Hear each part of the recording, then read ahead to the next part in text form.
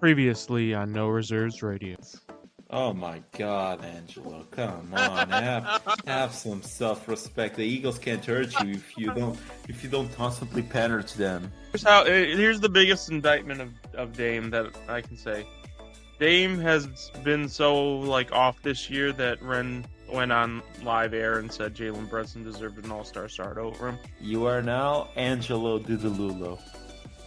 Do you think it is possible that the management of the Memphis Grizzlies are just buying into the reckless youth movement and they got rid of the one person in the locker room that probably was telling Ja to knock it off? Because he's taken advantage of me multiple times when I was younger. That sounded bad. Holy shit. Yeah, I think that's true. I think you're correct in that assessment.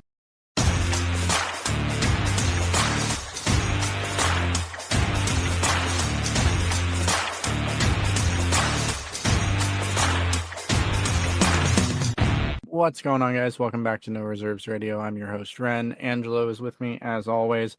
Austin update. We need a drum roll here. Austin update. Well, he'll be here next week. You made him put it in. Didn't you say that? Did you? In the group chat, I thought you made him put next week in his freaking calendars. Oh, no, I didn't just make him put next week in his calendar. I made him put every week until...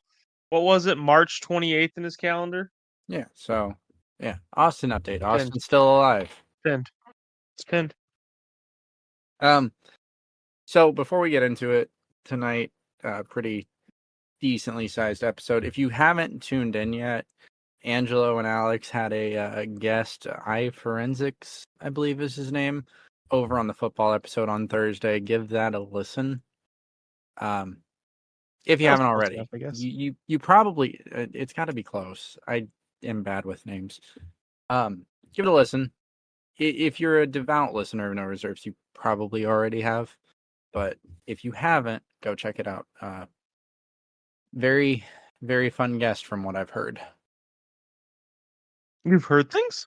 From you. Give it to me. Jesus Christ. I don't tell you things. Who told you that? Okay, this is how this episode's gonna go. So the NBA trade deadline, full disclosure, we're recording this on Thursday. So the trade deadline just closed a couple hours ago. So we're gonna go into that. But before we do, I want to talk about a player that's very near and dear to our hearts here on No Reserves. Jordan Poole. Jordan Poole, did you watch last night's game? No, I did not watch last night's game. The pool is closed. There is no splash. The pool is done. We are draining the pool. We're turning it into a skate park. Okay? No. Pool's still open. No, the pool has been closed. Only people like you. 22 minutes. This man played 22 minutes. He had 5 assists, right? That's pretty solid. 22 minutes, 5 assists. A steal and 2 rebounds. 22 minutes. That's good, right? He had 0 points and got fouled out of the game and booed off of his own home floor. Now, spoiler alert, the trade deadline has come and gone. Is Jordan Poole still on the Wizards? Jordan Poole is still on the Washington Wizards. His home fans booed him off the floor last night. And they were unable to find a trade partner, or they think that they've got something here. Poole is under contract for the next 3 years at $96 million. He fouled out with 0 points in 26 minutes, and you're going to say the pool is still open? Pool's still open. Like I said last week, every single time you tune into a Washington Wizards game, there is a chance you are going to see something you have never seen before from this man.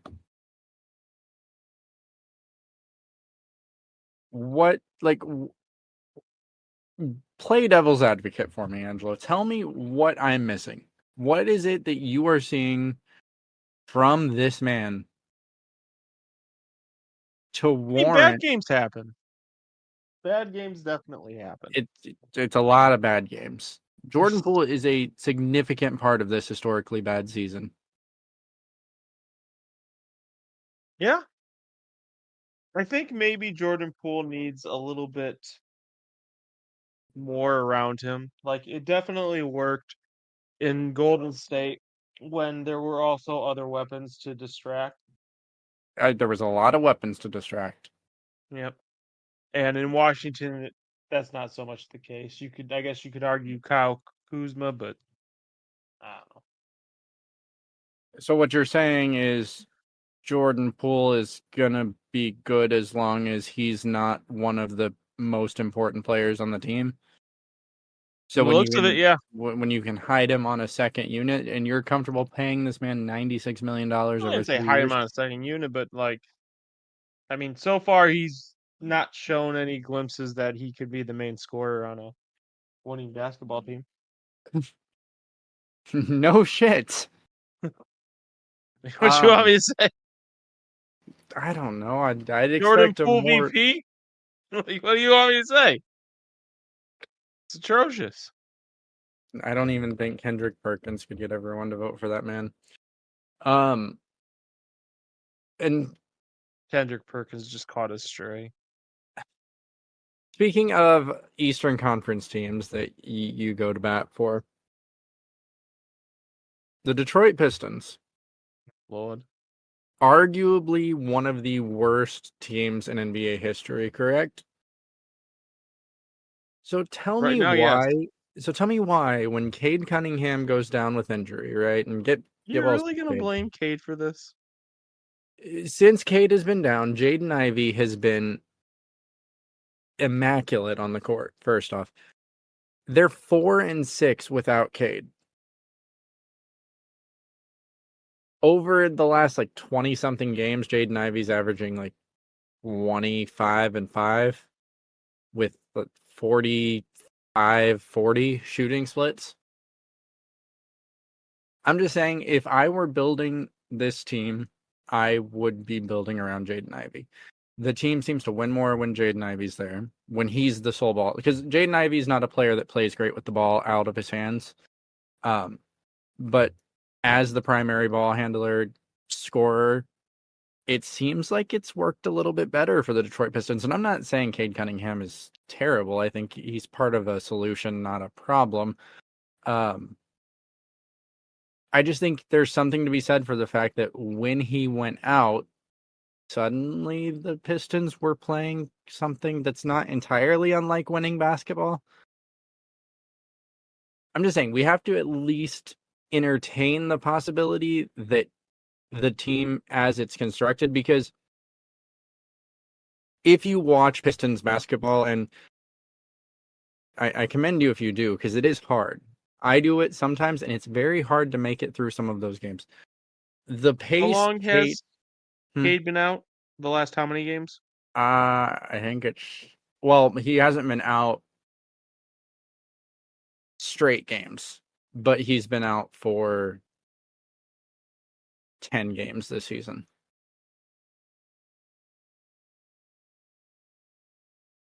Right?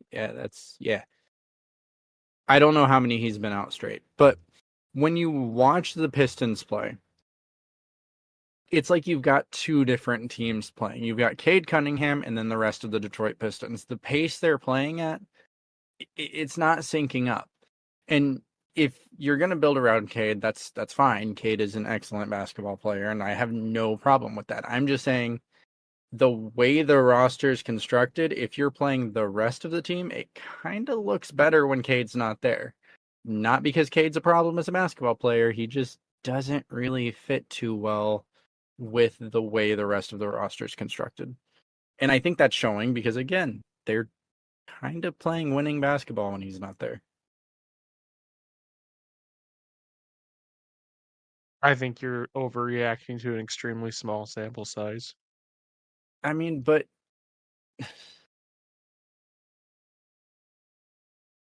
you don't think there's something to be said for the fact that, because what is the Pistons record right now?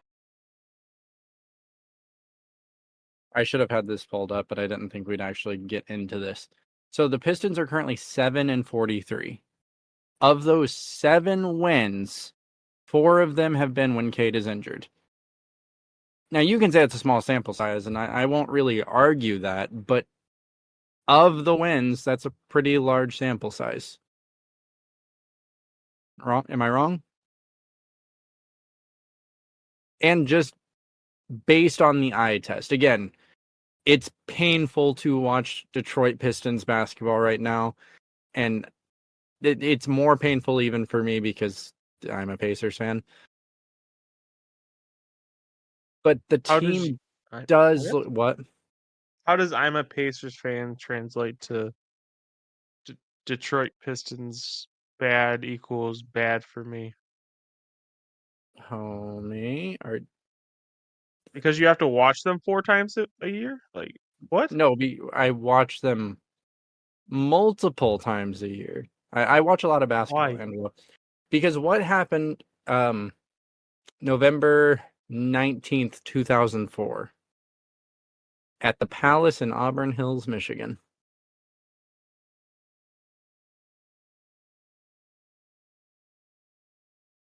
I think we care a little bit too much about things that happened 20 years ago. So I don't I don't disagree, but you have to remember that year the Pacers were pretty much a lock to at least make the NBA Finals. Ron Artest was legitimately an MVP candidate.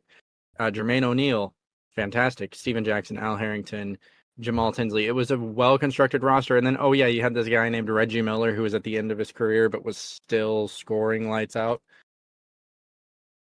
And the entire season was thrown away because some dipshit at the Palace decided to throw a beer. Not defending what Steven Jackson, Ron Artest did. I'm just saying, like, there's some bad blood between our teams, and I think there always will be. And I think that's sports, that's passion, that's fair. You're telling me that you don't like at all in whether it's the Rangers, the Cavs, the Bengals? You're a Bengals fan, right? Yeah. Any of those teams, nothing in their history like you still like think about or like it's not important to you at all? So I like mean, 5 years, 5 years from now, the you're not going to care about the Rangers World Series win. yeah, but they won. And But an I guess argument, it's a different feeling because the example I was going to give was the 2011 Rangers World Series collapse. But that's again in the World Series. You can say but we were a lock for the finals, but it I didn't think make. I because if you go back to 2004 NBA betting odds, I want to look. And that I don't know, but that's just I don't know. So the Pacers The had the third best odds. the close that doesn't mean anything. The closest example I It was guess the I first. would have. It was the top team in the Eastern Conference. I'm saying that it was very likely just based on the personnel because, again, Ron Artest was a Defensive Player of the Year candidate, an MVP candidate. Jermaine O'Neal, we know what he became. And But the entire season was I think scrapped because I of think the the... way you phrased the question was bad. It's not like what happened. It's like, do I like Carson Palmer getting hurt in the Bengals' first playoff game in 2 decades? Does that haunt me? No, it doesn't. No, but Like, that's an injury. Injuries... I'm trying to think of anything Like, that's happened but to that's the any of thing. my majors. There's nothing to compare this to, right? Yeah. Like this Well, wasn't a team performance. This wasn't a team getting beat by another team. This was the actions of fans impacting an entire season. Well, one fan. mm, So like, wasn't there a situation? I don't follow baseball as much. Wasn't there a situation a while ago where a fan caught a home run or a ball that was in play? Cubs 19 something. Yeah. So do fans not talk about that still? They talk about it in the sense that they never had an opportunity since then. Right. So that's kind of similar. The Pacers had an opportunity. It's just LeBron James happened. But I So then, rivalries what you're in saying? sports. Okay, so then what the conclusion we're coming to is trauma matters up until you make it to a finals or you win a No, championship. no, Then no, none no, of it no. matters. I still think because like there was a whole documentary on the Palace.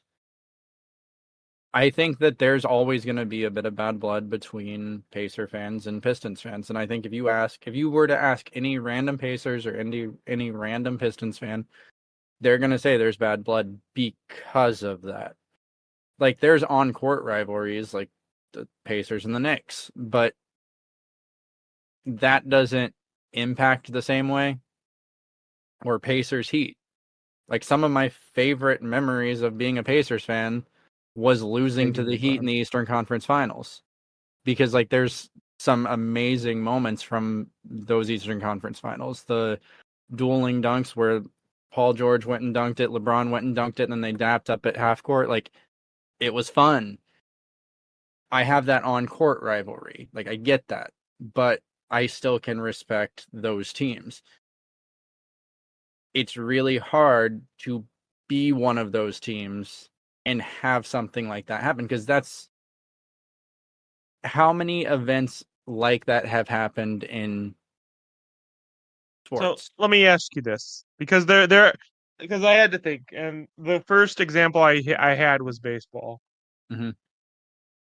Would you rather have Malice in the Palace? Would you rather have that, or would you rather have what happened to the Houston Astros in 2016? Explain what happened to the Houston Astros in 2016. This is going to be the funniest, stupidest thing you've ever heard. Are you ready? Yeah, go for it. So, a big part of baseball is figuring out what the pitcher is throwing. You can do Okay, so this, it's the sign stealing. the sign stealing, yes. So what were the repercussions of that? They basically got that championship like invalidated, draft picks taken away, and a huge fine. And quite honestly, like it's not just me. There are multiple fans who just say "fuck the Astros" across basically all of No, I've seen baseball. They are there. basically MLB's like villains at No, this point. I because there's that arcade baseball game that we've been talking about in the group chat on and off for a couple weeks now. Where one of the traits is sign stealer and the picture is a trash can. Like I get that. Mhm. But I think I would rather still have that because at least that you know, as a fan, eventually that ownership staff, that management staff is going to go away, right? There's nothing as a Pacer fan, right? So if you were to put the Pacer Mount Rushmore, right? Reggie Miller's the first face, right? That was Reggie's last chance to win a ring. And that's like, we're never going to get that. He is never going to get a ring with the Pacers organization unless he comes as a coach.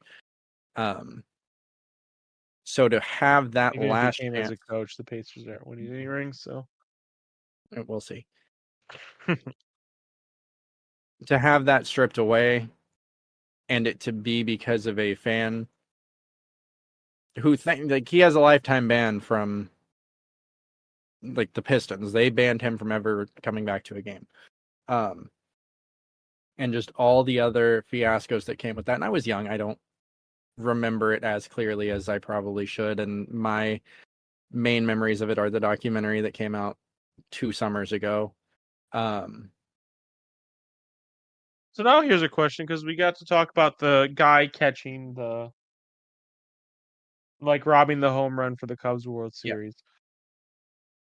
So maybe not in Ohio, but I do know like in Chicago and especially diehard Cubs fans, that guy's name is like an inside joke to them at this point. How would you feel if you were an ancestor of that guy?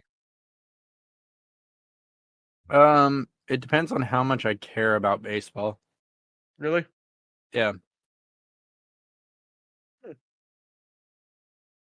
Just because it's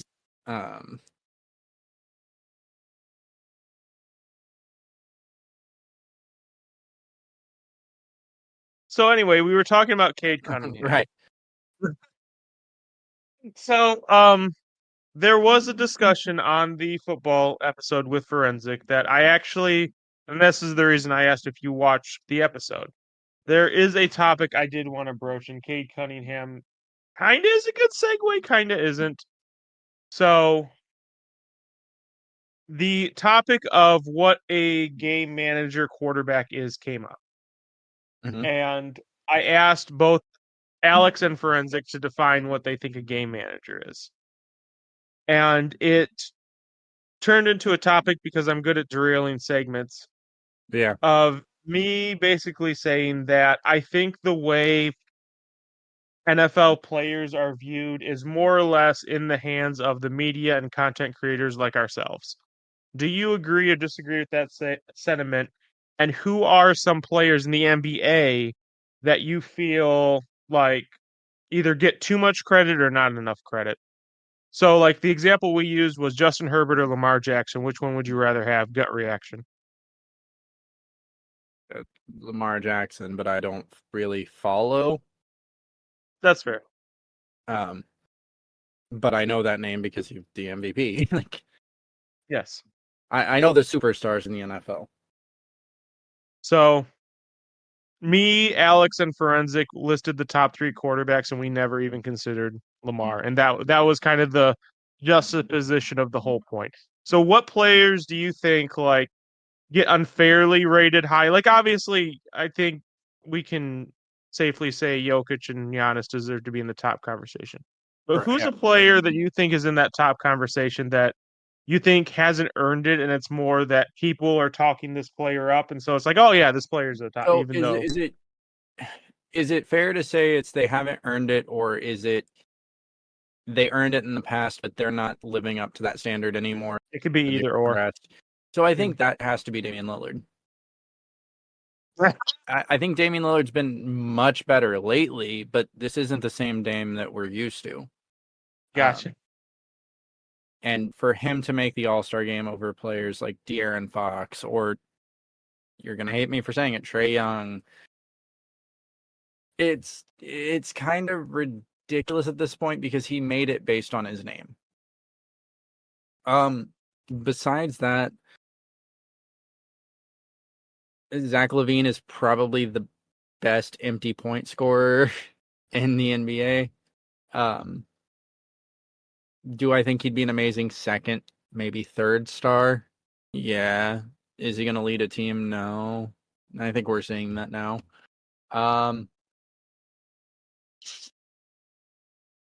Honestly, I think Dylan Brooks is a little overrated. And that's weird to mention him and the rest of it, but people act like he's this all-time great defensive stopper, and I don't see it. I see a pass to Narradent. I have a crazy take. Go for it. Where would you put Jason Tatum? Or would I put Jason? So that's a loaded question. That's a loaded question. Because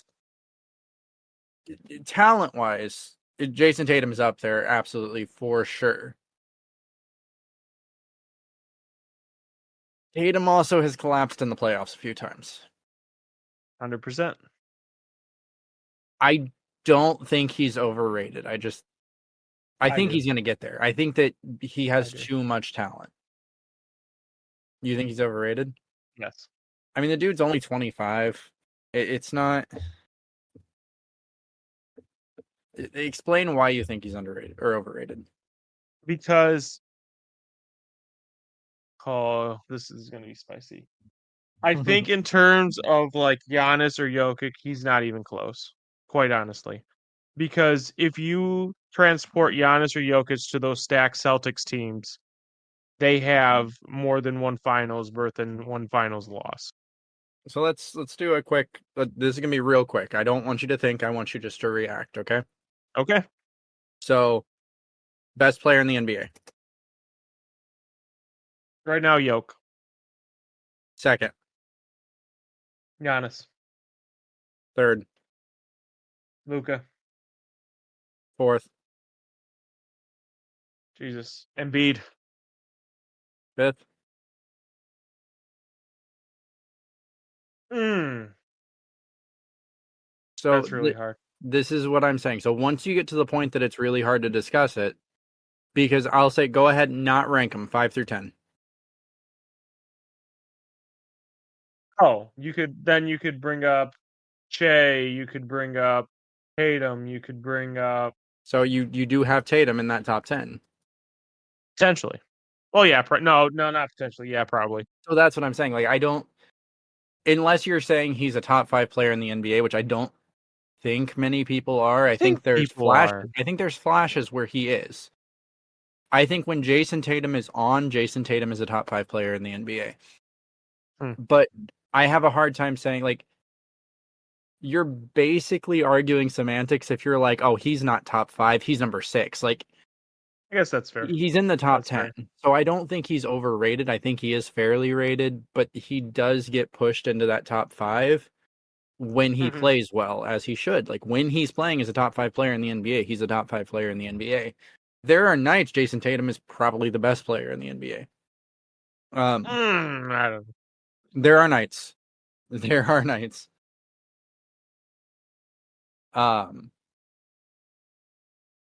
Like just last week or 2 weeks ago, whenever it was, he dropped 40. And I think that was the leading scorer for the night. That's the best player in the NBA. Because he still put up good defensive stats too. Outside of that, because you would obviously say Trae Young is overrated, I think. Yeah, no, 100%. Which I agree with. I think he is overrated. I just think you underrate him. I think there's a healthy medium between best point guard in the NBA, which he's not, and you thinking he's the worst point guard in the NBA. There's a middle ground there that's the truth. I think he's one of the best point guards in the NBA, just based on offense. So I think he actually gets both sides of the spectrum where he's criminally overrated and criminally underrated. Because people just don't like Trae for some reason, even though he's good. I'm not going to say the ones you expect me to say, like Jimmy Butler, Kawhi, or Chris Paul, because I don't necessarily think they're overrated. I just think I don't like them for different reasons. Well, no, I think Jimmy Butler gets overrated a bit. But Kawhi There's this might... meme circulating around of the Jimmy Butler cycle, which is like come into the NBA season doing something crazy, have a pedestrian start, kick it up during the end, and he's the second coming of NJ by the playoffs. So that's just the Jimmy Butler cycle. That's how it rotates. And quite honestly, I think Jimmy Butler is a good example of content creators in the media kind of control the narrative. What do you mean? I mean, give me Jimmy Butler news. There isn't any. Exactly. Come playoffs time, do you think there'll be plenty of people they will have dedicated segments to Jimmy Butler? That's the thing. Jimmy Butler isn't quite LeBron where like you have to have him on a weekly segment to make your show interesting. But come playoff times, he becomes that. And But so we does get this he? like saturation of Jimmy Butler, Jimmy Butler, Jimmy Butler, and then and then nothing. And then it's just crickets. But like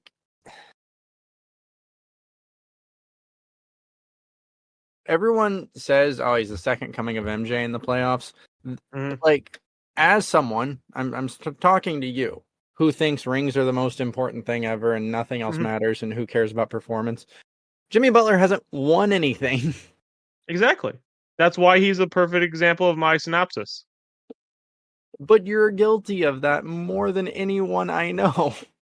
I don't know about more. I'm sure More than Kendrick, anyone I know. Okay, You you know, know, I was say I'm you sure Kendrick top tier. Perkins has a few things to say. Yeah. Come playoff time, once LeBron's out, you are the top tier Jimmy Stan. Your name in the group chat was Jimmy Stan forever. Yeah. You wanted to get a shirt that said Hemi Butler. I'm still gonna get that shirt eventually. But like his stat, that's the thing. He's had 2 good playoff runs. 2. He has been in Yeah. the league for a 100%. decade. 100%. Why are we acting like it's normal? He had 2 good Because playoff runs. everyone does it, Ren. That was my whole point. Because everyone does it. Because we talk about him like he's the second coming of MJ. So then, if this show is all you know, you might have a more balanced opinion. But if you're watching ESPN during the playoffs while Jimmy Butler's playing, you might think he's as good as LeBron.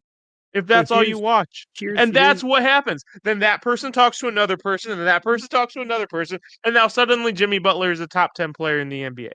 And So that's how that happens. Here's an interesting thing that I just looked at. So when I say last, like, just because of how my stupid brain works, when I say last year, I'm referring to 2021, 2022, and this year, 2022, 2023, because these playoffs haven't happened, and I'm looking at stats, and it's this year and last year. Bear with me. Uh-huh. So last year, 2021, 2022, in the playoffs, Jimmy Butler had 27.4 points per game. 7 rebounds, 5 assists. No. Bear with me. Okay. Right? Bear with you, but I'm telling you, you're just going to prove my point. Go on. No. This is nothing to do with that point. This is just an interesting observation. This year, 26.9 points, same rebounds, more assists, same steals, same blocks, same turnovers, same personal fouls. Better shooting percentage this year. Well, no, worse from the field, better from 3. PER last year. Hold on, I just lost it. There it is. PER last year. Where did it go? 29.9. PER this year, 24.0. A significantly better advanced metric season. Eerily similar regular metric season. So Jimmy Butler was worse this year than last year. And we still were acting like he was the second coming of MJ because Max Strus bailed him out. That's the long of the short of it, yeah. That's a good derailment. That was a fun one. That was. But no, I think the media does have a tendency to cause players to be more relevant than they are. A good example would be Patrick Beverley. Patrick Beverley has not been a great basketball player for a long time.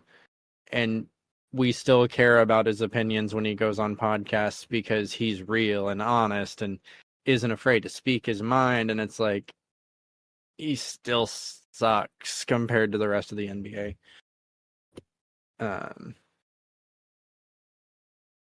I think role players tend to actually get overrated more than star players in the NBA. That's probably completely different in the NFL, but I think that would pair with the fact that there's just so many people in the NFL. Whereas in the NBA, everyone generally agrees on who the top players are. It's those role players that tend to get over or underrated. Would that be a fair assessment? I think that's a fair assessment, yeah. And quite honestly, if you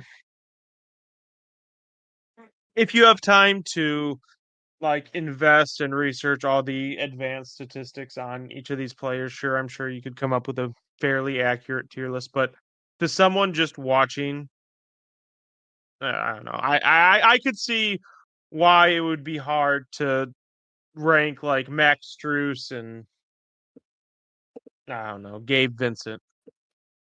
Like separating them by tiers. How many tiers apart are they? Like I could see how that could be difficult. Right, because like with a like star player, right? So when you tune into the Miami Heat every night, you're tuning in to watch Jimmy Butler, right? If you're just a casual fan, Yeah. that's the Yeah, name Jimmy you or know. Bam. Yeah. Jimmy, Bam, Tyler Hero, Tyler Hero. maybe Kyle Lowry because he's been around forever. Just traded, but yeah. Yeah, but I'm talking about like last season.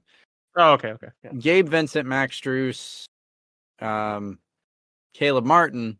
Those aren't household names. Those are not names you hear every night. But you turn into the playoffs and suddenly Gabe Vincent has 30. Well, shit, he's amazing. One of the best to ever wear the Heat uniform. Because you don't have that sense of, well, 2 weeks ago in Memphis on the road during the regular season, he went 1 for 19 and had 3 turnovers. Right. Like you don't have that microscope on them. You only have what have you done for me lately? Because if Gabe Vincent has that amazing game and then the next game he does awful, you're forgetting that game because Gabe Vincent dropped 30 2 nights ago. I'll take this one step further since you wanted to talk about the Miami Heat run. Gabe Vincent could have averaged 2 points a game in the regular season. He's still going to be viewed higher because of that playoff run. Oh, for It don't sure. And matter. I think he got paid for it. Yep. And I don't like again executives in the NBA are paid what they're paid for a reason. I'm not questioning them. I'm just saying like from a fan point of view, it was a flash in the pan. Yeah. And I refuse to accept it as a current reality. Max Strus was the best contract out of all those. That's for there sure. you go. For sure.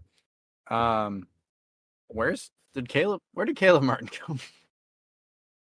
Where did Caleb Martin? I'm pretty sure he's still in Miami. I think he's still in Miami. His nickname is The Difference. That's probably a nickname that resonates with Rehn. He's averaging 10 points per game. Mm-hmm. On 45, 35, 75 shooting. All right. You want to talk about the trade deadline? Yeah, let's go. Okay, that was a fun little segue. So the trade deadline came and passed. We're releasing this episode on Sunday, so 4 days. Wait, Friday, Saturday, 3 days will have passed. Since the trade deadline, so all of these will have probably been talked about a million times, but we're not adjusting our schedule because I don't know. We just decided not to. So let's start with the first trade of the day, and we'll just kind of I originally wanted to go through and kind of start with the weaker trades and get to the bigger trades. I didn't have time to sort them. Yeah, I didn't have time to sort them. I got off work late. Leave me alone. So we'll just go numerically. Now, this trade deadline was interesting. Tell me if you disagree, but it felt like a weaker trade deadline. There wasn't a lot happening. Yeah. But to be there were some fair, really sneaky trades though. There's some really good roster trades, absolutely. But to be fair, we had 4 major trades this season because we had Damian Lillard traded to the Bucks, Pascal Siakam to the Pacers, OG Anunoby to the Knicks, James Harden. We had some big name trades, but they were earlier in the season. So there were some really good trades today, and I'm not saying there wasn't. It's just compared to recent years, it was kind of slower, given the fact that the big names did get moved. And we talked about that after the Pascal trade, how we thought it might impact the trade deadline. Now, we'll do some spoilers here, because I, for one, am surprised that DeJounte Murray is still on the Hawks. The rest of the not moved pieces that were rumored, like LeBron, look, it would have been fun if LeBron got moved, but it was always a low possibility. Lauri Markkanen started playing well. Andrew Wiggins. Trade rumors like lit something under that man. Last night, I don't know if you were up late to watch the game. Wiggins defended a 3-on-1 fast break and succeeded in stopping the opponents from scoring. 3-on-1, he looked like a defensive player of the year candidate. Go watch that clip later. Not right now, but later. So we'll start with the first trade of the day. It relates to my Pacers. So Philadelphia receives Buddy Hield. Indiana receives Furkan Korkmaz, Marcus Morris, and 3 second-round picks. Top of your head grade, go. Okay, so I'm gonna throw some caveats. Okay.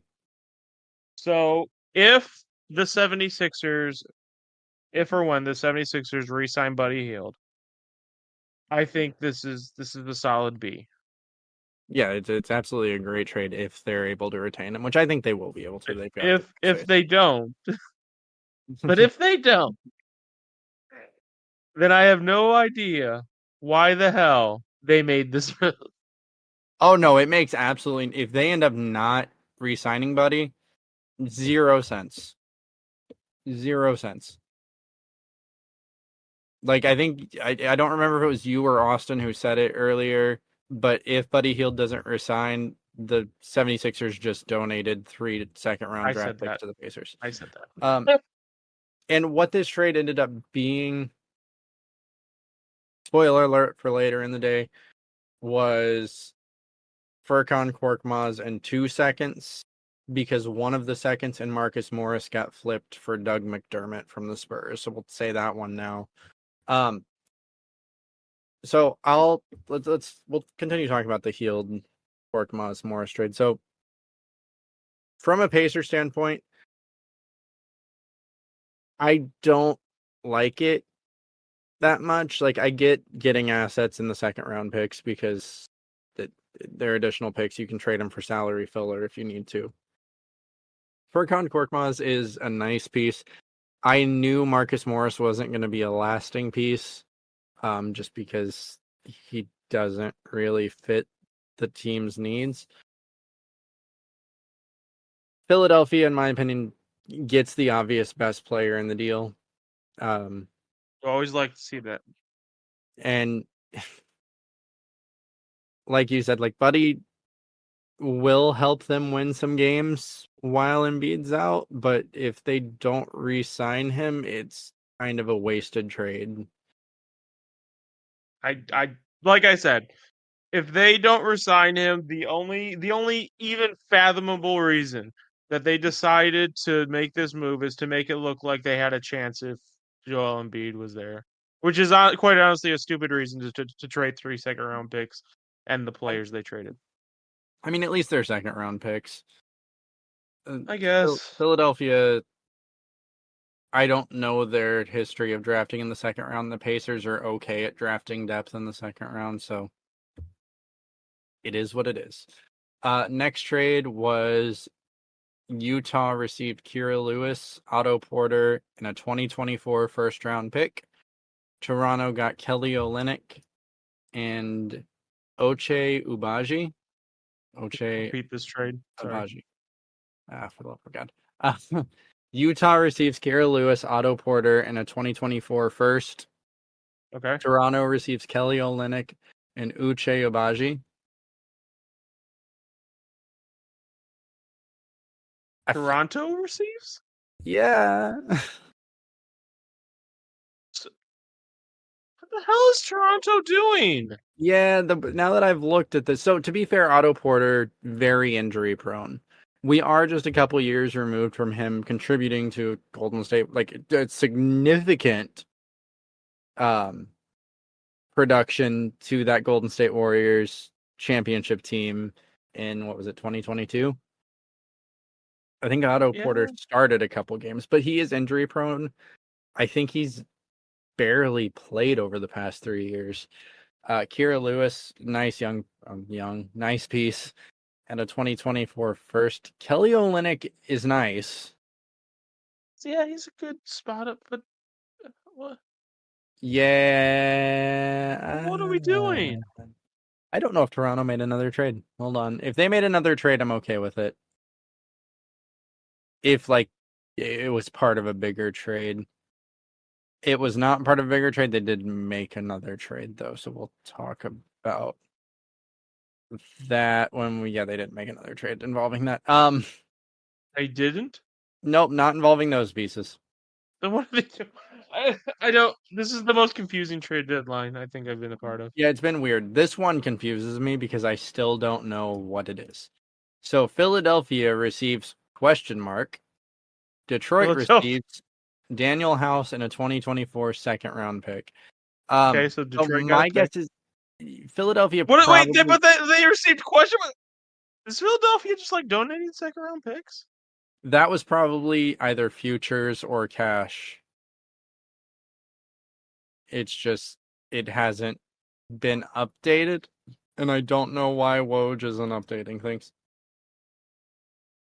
Now, my personal favorite trade of the night or the day, Oklahoma City receives Gordon Hayward. Charlotte I think Hornets. this is a good move on both fronts. Yeah, this Go is on. one of those trades where both teams win. Charlotte Hornets receive Trey Mann, Davis Bertans, Vasile Michik, and draft compensation. Oh, that's even more than because Yeah, I just it's more than the original because originally it just said Trey Mann and Davis Bertans. yes. But I like that still for both teams. I think that gives Gordon Hayward, he's a walking bucket. If he can stay healthy, it gives OKC another weapon. Obviously, losing Trey Mann and Davis Bertans, like that's gonna hurt a little bit because both of them do contribute. Trey Mann is perfect for the Hornets. Yeah. And really so is Davis Bertans. So I do think this is a trade that both teams win. Honestly, it's weird to say because it's Gordon Hayward, but does this move the needle for you for OKC at all? To receive goal, it's definitely needed. I think the team is a little bit too young. What the hell are they doing with all those draft picks, dude? I mean, they can move him during the offseason. They're True, but probably just waiting to see what happens this year before they make any more. I like the veteran, like adding a veteran to the Thunder. They definitely need it, especially if they're going to make a playoff run of any kind, and they are definitely playoff bound. And I think the Hornets. This is one of the kind of deals if the Hornets figure out a way to get the main pieces like going. Yeah, They because might have something, huh? you're adding a lot of talent around LaMelo, LaMelo, and I think and that's Brandon Miller. Yeah, yeah, but LaMelo's the playmaker. yeah. You're opening the floor for him a little bit to kind of do what he does. I don't know. I love this trade both ways. When it first happened, I only saw Gordon Hayward, and I was like, immediately, depending on what goes the other way, this kind of does, in my eyes, make OKC easily a favorite for the Western Conference. Not for the finals. I won't say the finals yet because I do think the Nuggets are very, very good.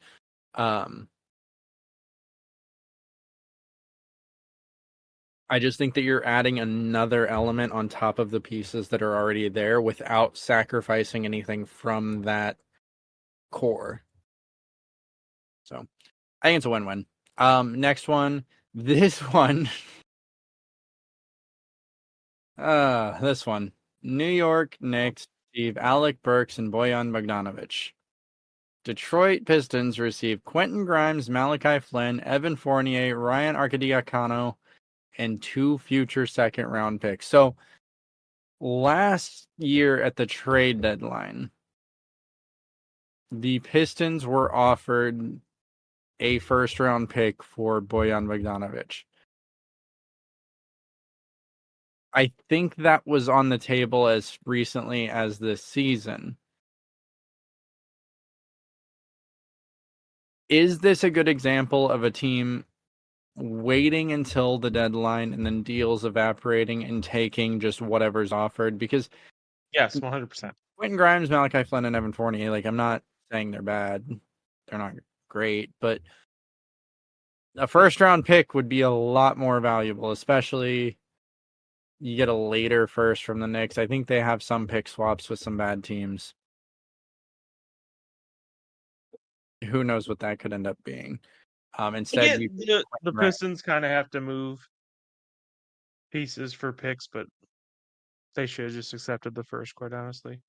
I actually don't think that's enough compensation for what I can't even say it. I'm terrible with the last names, but whatever Bogdanovich's production is, they didn't get enough, so quite honestly. do you know how, like, if you get enough speeding tickets or like traffic infractions, whatever, you have to go to a class on basically proving you know how to drive? I don't know about doing that, but you probably do. No. Uh-huh. So you know that's a thing, though, right? Yes, no, yeah. So at what point is the NBA going to make Troy Weaver take a general management class? I don't know. It probably needs to be like How next week. long has he been the general manager of the Detroit Pistons? It's Long enough to make sure that they are shit for the foreseeable future, buddy. 2020. So he took over in 2020. He has been there long enough to have made an impact. And it seems like all he's done is make the team worse, which is impressive. Okay, another good one. So, really, I think Dallas probably won the trade deadline. I think if we were to grade all the teams, I think Dallas made the most impactful moves. So the first trade they made tonight was they traded Rashawn Holmes in a 2024 first round pick, which is the Thunder's 2024 first round pick. And Dallas got Daniel Gafford. Now, in a vacuum, this is kind of a lateral move to me. Yeah. I think Gafford's a better player than Rashawn Holmes, but when you factor in the next trade, which we'll talk about in 2 trades, I really like this move. So we'll go ahead and move to the next trade, which was Toronto got Spencer Dinwiddie, who they bought out. So he's actually on the buyout market right now. So a contending team is about to get Spencer Dinwiddie. Just throwing that out there. I don't know. Probably. I haven't actually been following to see like if there's any names he's attached to yet. Let me just see if there's any names. Possible buyout target. Yeah, no shit.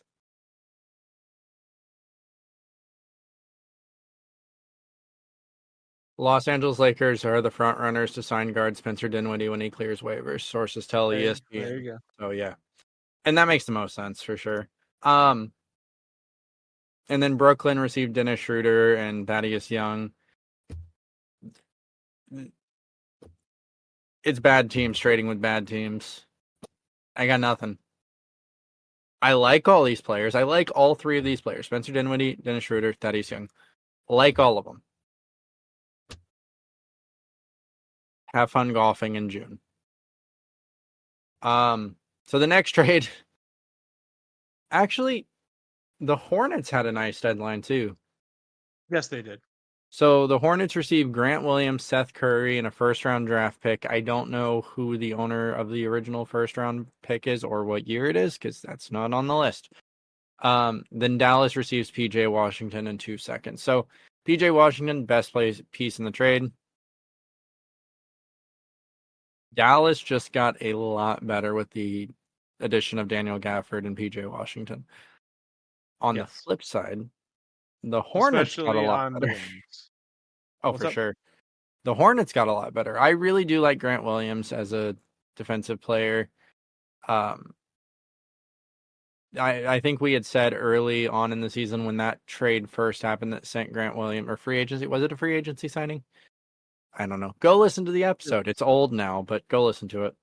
That Grant Williams was a great signing by the Mavericks. I like this a lot more. I think PJ Washington fits in alongside Steph and Kyrie a lot better. Then again, on the flip side, Grant Williams gives the Hornets another defensive player. And it also gives them Seth Curry, who's kind of a good shooter. So again, building those weapons around LaMelo to let LaMelo be the player LaMelo is. No, It's a the win-win Hornets had trade. a very, very sneaky. And This might sound bad, but you can tell Jordan isn't part of operations anymore. I just almost spit my drink out. No, for sure. This has been a really good basketball trade deadline for the Hornets. And I think that's something that we as fans don't appreciate as much because we look for those big names. Oh, Kevin Durant got traded. There's some really good trades here. Yeah. If you're just looking at a team fit, personnel fit, not just those big names. Another good trade here. So Brooklyn received cash and 3 second-round picks. A lot of second-round picks moving today. And then Phoenix got Royce O'Neal, which I really like O'Neal for the Suns. Phoenix He was a definitely need player. a player like Royce O'Neal. He was a player that I really did low-key kind of want the Pacers to go after. A kind of nothing trade. Memphis receives Yuta Watanabe and pick swaps, and Phoenix receives David Roddy. Sure, whatever. Milwaukee receives Patrick Beverly. Philadelphia receives Cam Payne and a 2027 second-round pick. Again, sure. I mean, Pat Bev fills the role that Drew Holiday filled for the Milwaukee Bucks, but a lot worse. A lot worse. A lot worse. Cam Payne is still in the league. That's about all I can say about that one. You know who I was thinking about today, and now that I thought about it, I haven't thought about him. Hold on. Where the hell is Alfred Payton? Oh, he plays for the Fort Wayne Mad Ants. Good for him. Good for They're moving to Indianapolis, actually. I drove past the new sporting complex they were building up in Fishers, Indiana. There you go. Now you can go. Now you can watch Alfred Payton. Alfred Payton live. There you go, Red. Boy. Just what I always wanted. They changed the name from the Fort Wayne Mad Ants to the Indiana Mad Ants, apparently. I hate that. Mad That sounds Ants. awful. Fort Wayne Mad Ants sounds pretty okay. Indiana Mad Ants. Sounds like a minor league baseball team. It's a minor league basketball team. Well, G League, but you get or D League. Is it G League? D League. G League. Because it was D League. I don't know. Why not just call it the D League? It makes more sense. Developmental League. Isn't it G League because Gatorade? Gatorade. Yep. Gatorade. Fucking hell. I hate that. I hate it even more now.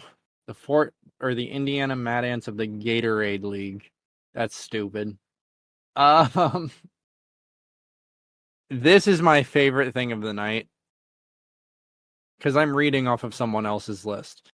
So Marcus Morris and a second round pick go to San Antonio Spurs. Indiana receives, and this man wrote Dougie McBuckets. So Doug McDermott, that's his nickname, and I love it so freaking much. Now, if I'm not mistaken, Doug McDermott was on the Pacers before, and if he hasn't, he looks like that's what I thought. Yeah. He was actually kind of a focal point for a while there during the bubble seasons. I really like it. McDermott kind of fills the void that Buddy Hield is leaving without the same sense of gravity that Buddy Hield needs. So instead of having Buddy Hield start or come off the bench in a mainline minute getting roll and shooting 3 threes a game. Now you're going to have Doug McDermott come off the bench and in 15 minutes hit 3 threes in a game and not have to be a key piece so that the players like Benedict Mather and Ben Shepherd can get more playing time to develop. Obviously, that Pacers fan, I love Buddy Hield. I think he's a great player. I think that he's going to do well no matter where he goes. But with the youth movement in Indiana, I like McDermott a little bit more just because of the play time it opens up.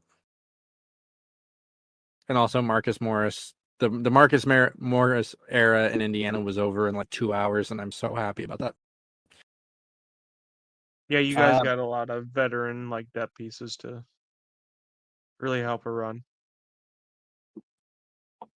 Milwaukee receives cash consideration. Interestingly, Milwaukee trades Brooke Lopez's brother, Robin Lopez, to Sacramento. It was kind of a meme for a while that they were acquiring all the like sibling pairs in the NBA because I think they had 2 of the Holidays, 2 of the Lopez's, 3 of the Antetokounmpos. I think they realized that maybe building a team based on nepotism isn't a great idea.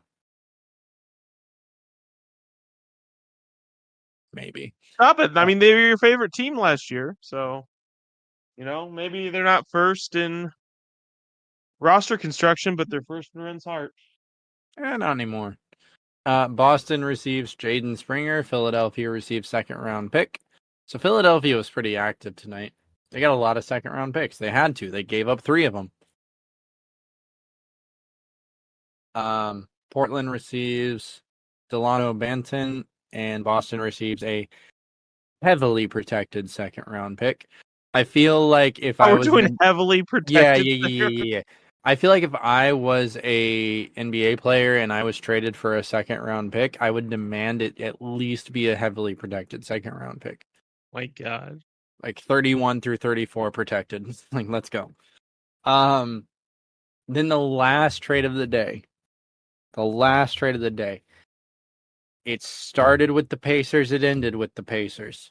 Golden State Warriors receive a second round pick. Indiana receives cash and Corey Joseph, who was immediately waived.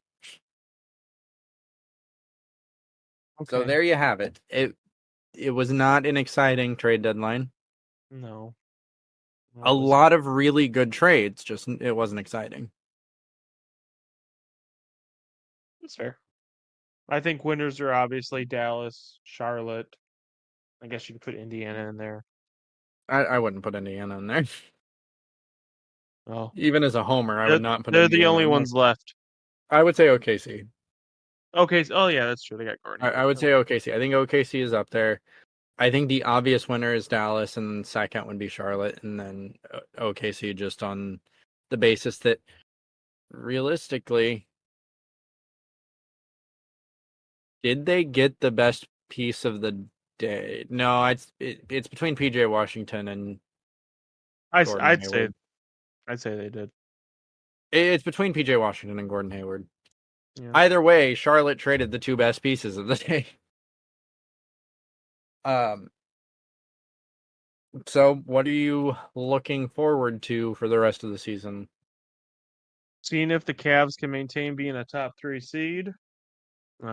Watching the Pacers, despite having what's probably the most talented roster they've had probably in a decade, continue to be a play-in team or a mid team, and honestly, seeing how the West shakes out. Like if you'd have told me the Thunder and the Timberwolves would be fighting for the 1 seed, I told you're crazy. Did you see who was going to be in the dunk contest? No, give it to me. Oh God, are you sure? Yep. Are you sure? Yep. Are you okay? So I'm just going to preface this with the dunk contest is dead, and I think the league needs to consider going forward with like So 2K does this thing, right? And I don't know how much My Career you've played, but they basically imply that the fans are voting for who's competing in the 3-point contest and who's competing in the dunk contest. I don't hate that idea. You know why? Because the dunk contest this year is Mac McClung. You know, that's cool. Ooh, he won. He's a winner. He He's a won. winner. He's going to do the Osceola Magic Proud from the G League. Jacob Toppin, not Obi Toppin. Jacob Toppin. See Obi Toppin's brother. We have Obi Toppin at home. It's Jacob Toppin. Jamie Jacques Jr.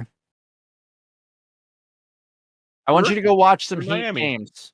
I want you to go watch some Heat games. Watch him dunk. Jaylen Brown.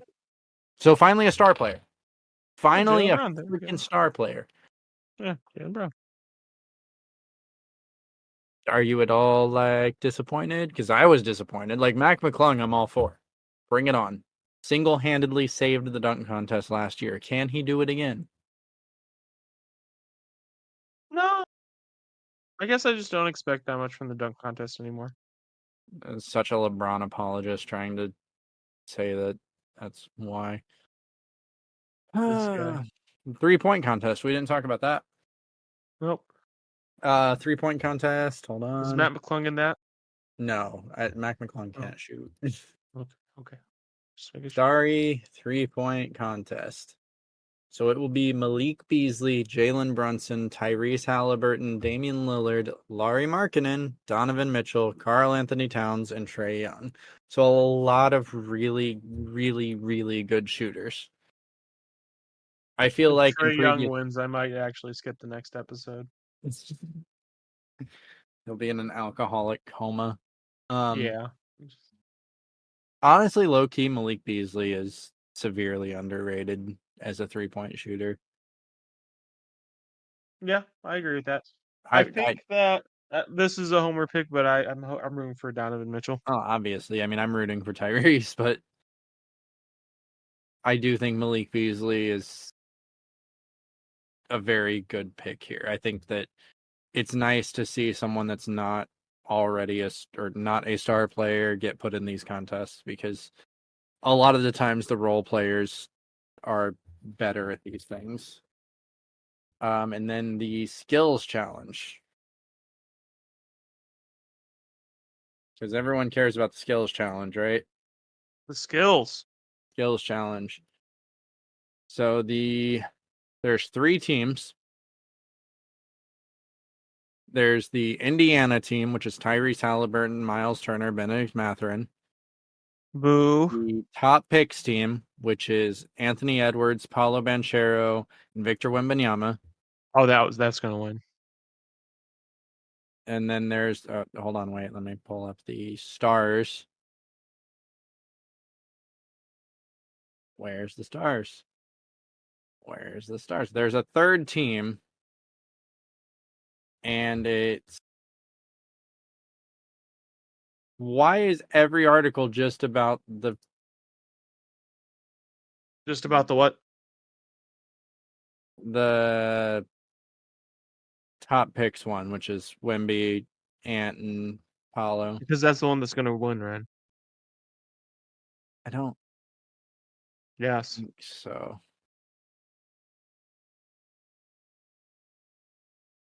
Skills challenge. So then it's Tyrese Maxey, Trae Young, Scotty Barnes for the All-Stars team. You're not so sure now, are you? I'm trying to Tyrese Maxey, Trae Young, and Scotty Barnes for the quote stars.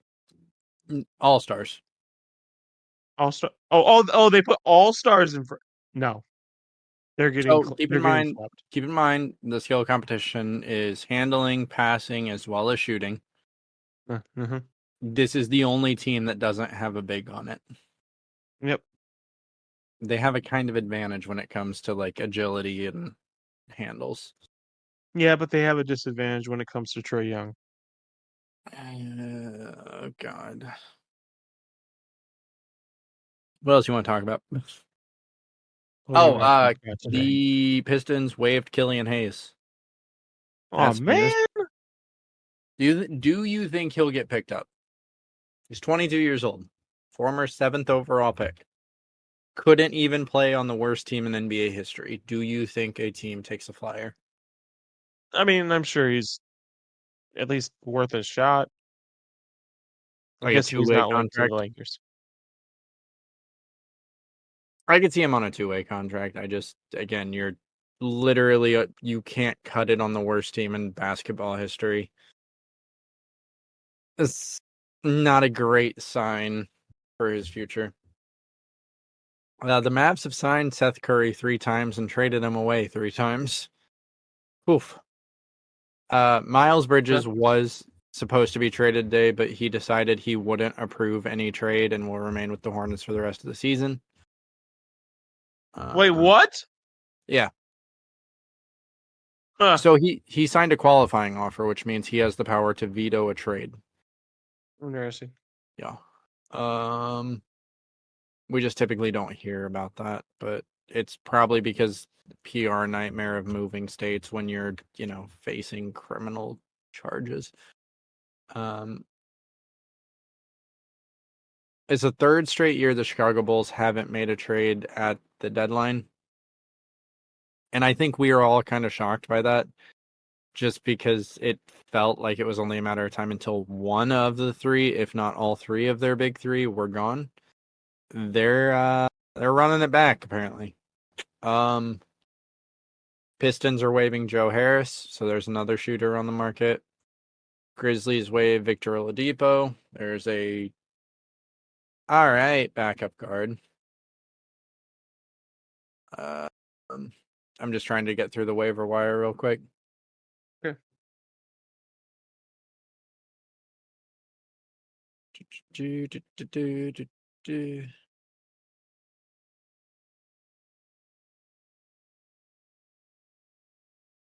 Hornets are waiving 2021 lottery pick James Bouknight.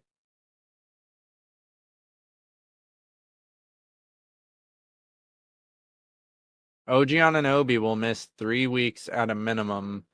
He had to have surgery to remove a loose bone fragment from his elbow.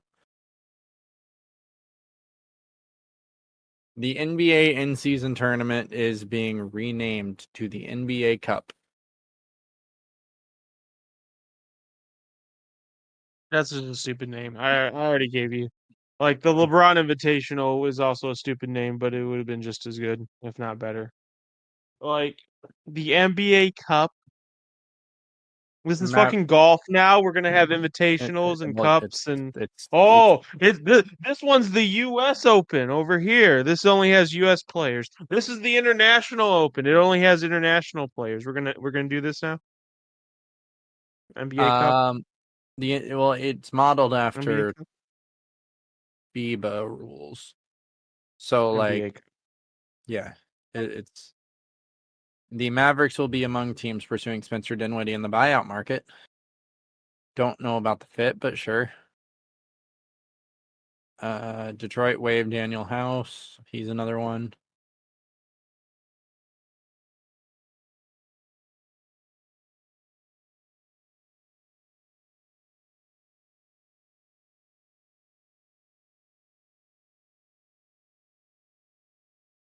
So the cost of OKC's draft night trade to move up from 12 to 10 to draft Cason Wallace was to take on Davis Bertans' contract without giving up any draft picks.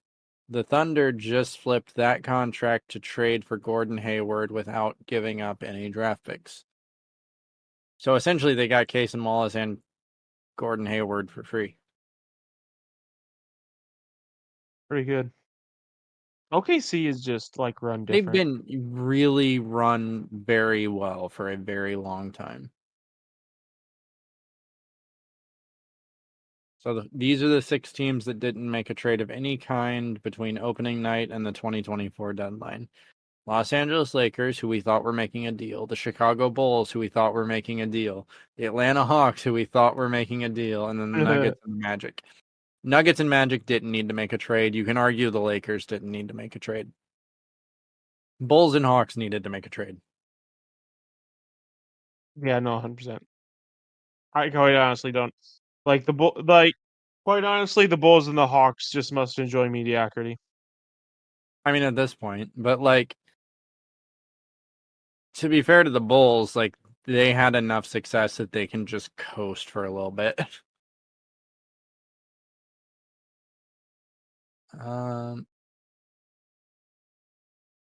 PJ Tucker will not request a buyout and will remain with the team the duration of the season after trade attempts fell short because PJ Tucker was asking for a trade. That's all I got. I can't. There's nothing else on the. Oh, Pacers are waiving Furkan Korkmaz. Interesting. So See, I thought he would have been a nice depth yeah, piece for you guys. he'd be a very nice depth piece. So there's a lot of interesting pieces. Oh, the pick for PJ Washington. Charlotte receives 2027 first round pick from Dallas. It's top 2 protected.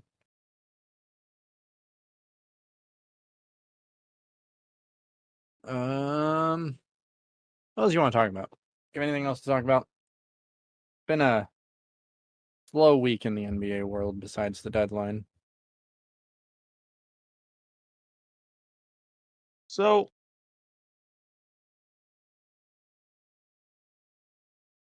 like, if you were a Chicago Bulls fan right now, Mm-hmm. Absolutely. would you like just consider defecting at this point?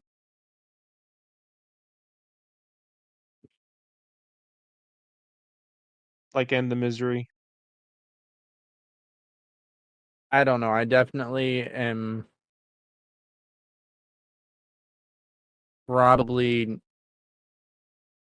I'm not defective. Like it would take a lot as a fan of sports for me to no longer root for the teams I root for.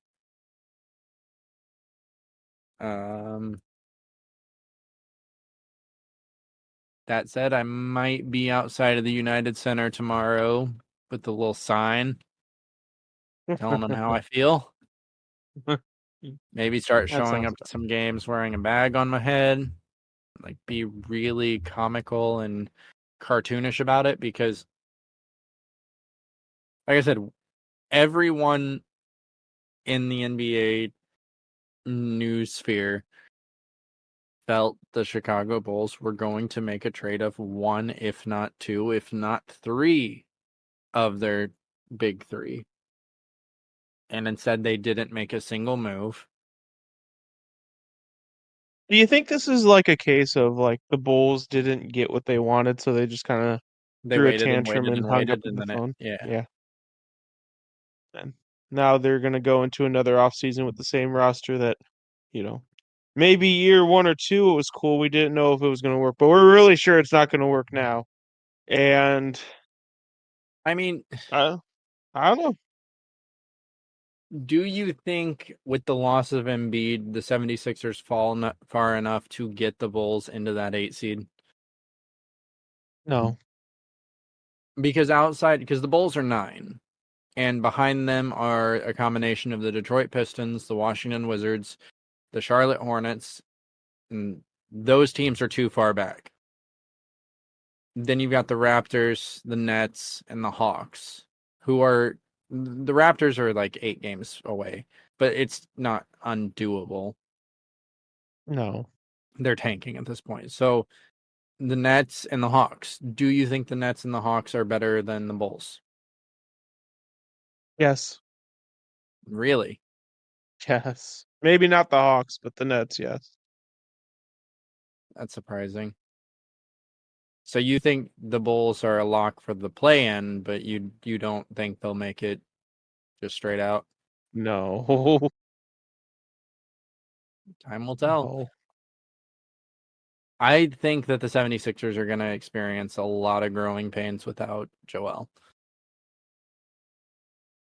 So, I don't know. Cavs We'll are doing see, pretty huh? nice, though. Your Cavs are number Yeah, 2 in the East. I was actually about to say that the Cavs and the Knicks are currently two of the hottest teams in the East right now. They're both 9-1 their 9-1 last in the 10, last and 10. Yeah. Yeah, the Cavs especially, they're on a 7-game winning streak. Yeah, it's been nice. Suffering from success. They are 21-10 against the conference too. That is tied with the Knicks for the best. Or no, the Celtics are 26-6. Besides the Celtics, who are the anomaly here at 39-12. No, arguably the second best team in the East right now. Western Conference, the Thunder have taken over the first seed. I mean, it's a 3-way tie, but they have the tiebreaker, so I don't know. The West is going to be interesting because there's really 11, 12 teams that could make it, and that's exciting. Not to the finals, but to the playoffs. It's weird to me how close we are to the end of the regular season. Yeah, we're over halfway done. We're well over halfway done. Oh yeah, oh no. We're like 40, 50 games in, and it's an 82 game season.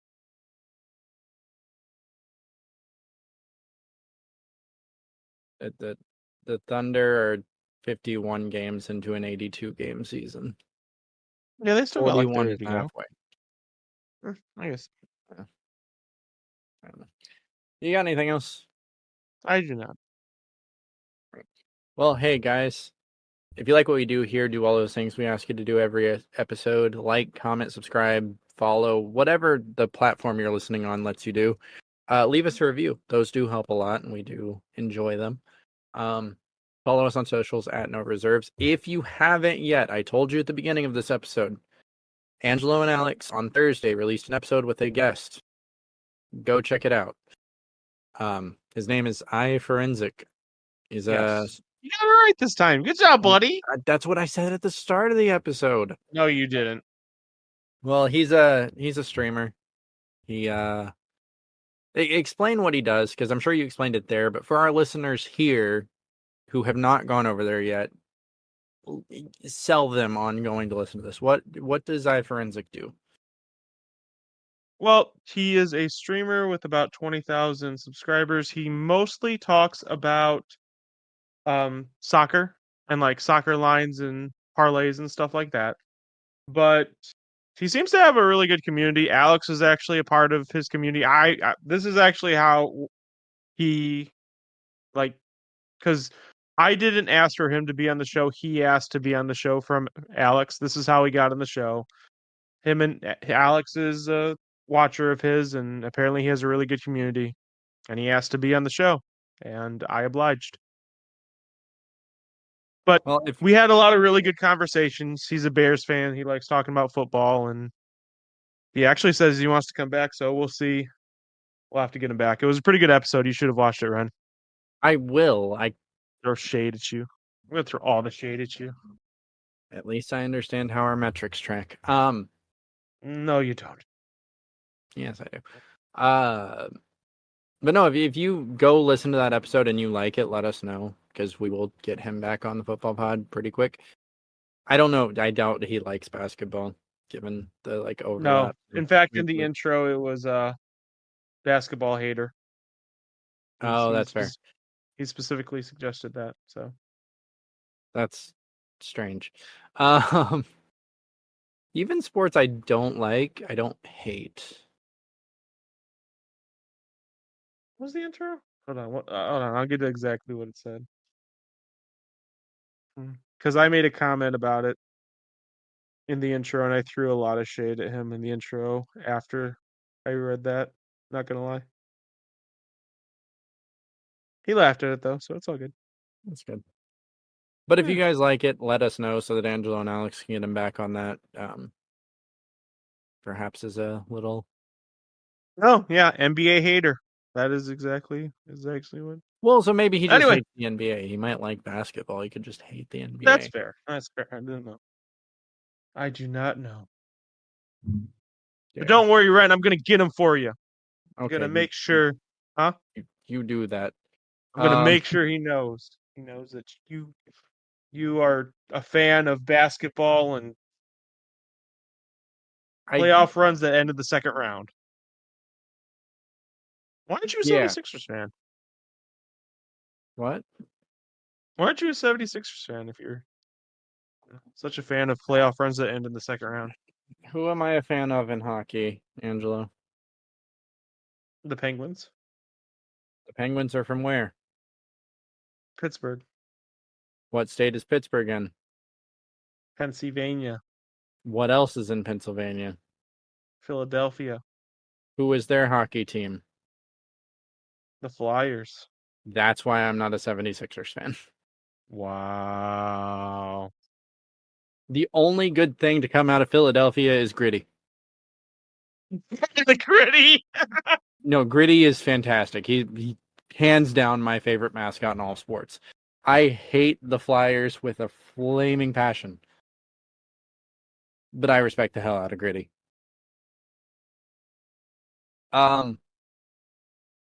You're like that episode of Rick and Morty, or you're like, I hate all of you, but you, and it's Gritty. You, Gritty. You, Gritty. You keep it real, you dance real well, I appreciate you as you're drunk on the floor. I just like As the you usually memes. are. Huh? What? I said I like the No. memes. Uh-huh.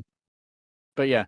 So who knows? Maybe we'll have a Tuesday episode this week. Turn on the notifications, you'll find out. Besides see. that, Angela will see you on Thursday if you don't hear from us on Tuesday. And then you will hear back from me, Angelo, and Austin on Sunday. Unless In something theory. happens, because I'm sure it will, because it's Austin. Asterisk. I did find out what his plan to be more active was, though. So Say that he was going to be more active and then not show up. no, it's actually a good plan. It's just he hasn't had time to put it into. I'll tell you about it off the air. Okay. Hey guys, thanks for joining us. We will see you next time. Love you. Quote Bye. unquote plans. See ya.